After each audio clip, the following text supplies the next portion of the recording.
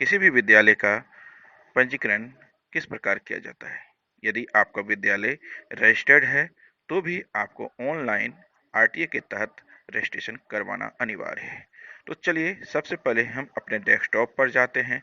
Desktop पर जाने के बाद हम डेस्कटॉप को इंटरनेट से कनेक्ट करते हैं। इंटरनेट से कनेक्ट करने के बाद हमें मोजिला फायरफॉक्स पर नहीं जाना है, क्योंकि मोजिला फायरफॉक्स से आरटीए का रजिस्ट्रेशन नहीं हो पाता है।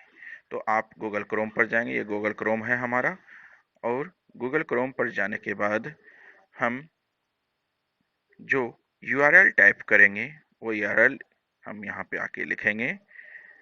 लिखना है हमें edu-online .bihar.gov.in।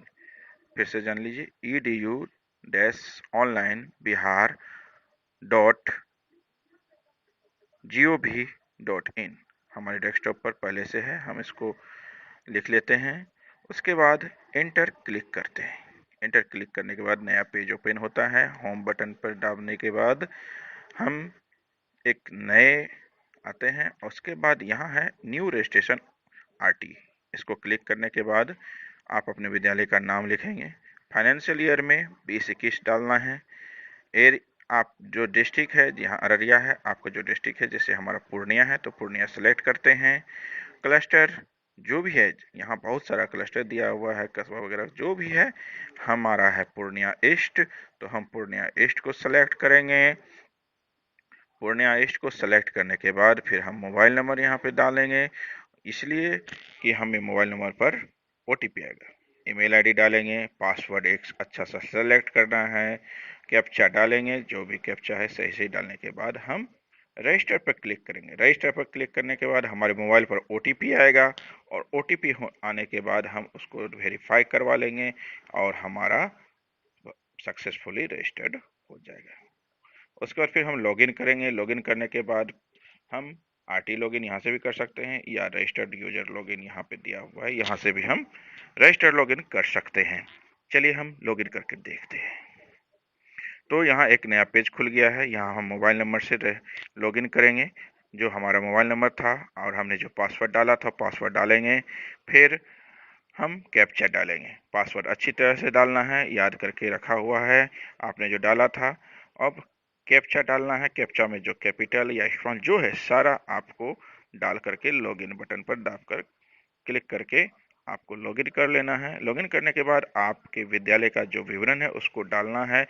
वह हिंदी और इंग्लिश यहाँ दिख रहा है। आपको हिंदी या इंग्लिश जो है, आप जिस भाषा में उसको समझ में आए उस भाषा में आप उसको सेलेक्ट कर लीजिए। चाहे आपको इंग्लिश समझ में आवे या हिंदी, तो आपको जिस भाषा में समझ में आवे उसको क्लिक करके विद्यालय का सारा विवरण डाल करके आप इसको अप्लाई रजिस्टर्ड कर दीजिए। एक बार जब डाल देंगे दोबारा इसको एडिट आप नहीं कर सकते। इसको करने के बाद आप आएंगे विद्यालय की प्रकृति एवं क्षेत्र के ऊपर क्लिक करेंगे। इससे एक नया पेज खुलेगा। नया पेज, उसमें स्थापना का वर्ष को सेलेक्ट करना है, आपका विद्यालय कब से स्थापना हुआ है। पहली बार विद्यालय के प्रारंभ होने की तिथि कैलेंडर से सेलेक्ट करना है। उसके बाद ट्रस्ट या सोसाइटी का नाम लिखना है। ट्रस्ट या सोसाइटी आपका रजिस्टर्ड है तो एस, नहीं है तो नो क्लिक करना है। ट्रस्ट या सोसाइटी प्रबंध समिति के बारे में डालना है। कैलेंडर से सेलेक्ट करना है, क्या अवधि है, कि कब तक समय सीमा है उसको डालना है।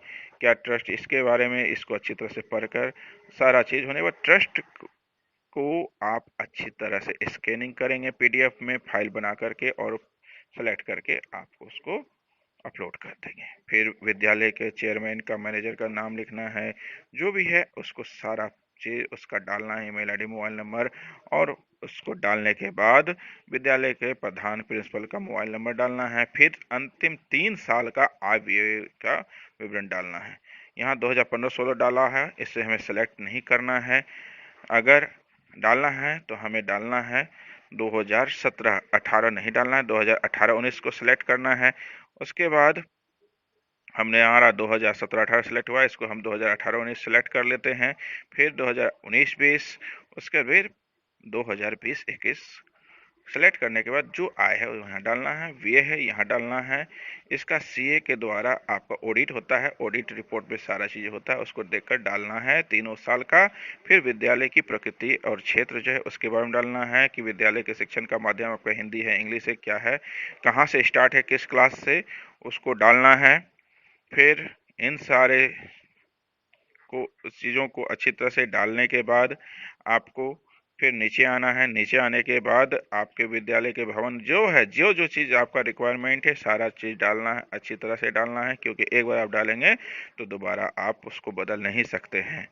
फिर आप जो है उस अपने विद्यालय का जो है भवन का फोटो है या किराए का है या एग्रीमेंट है, जो है सारा चीज़ उसका इसमें डालने के बाद उसको चूज करके इसमें डाल देना है, फिर सबमिट कर देना है।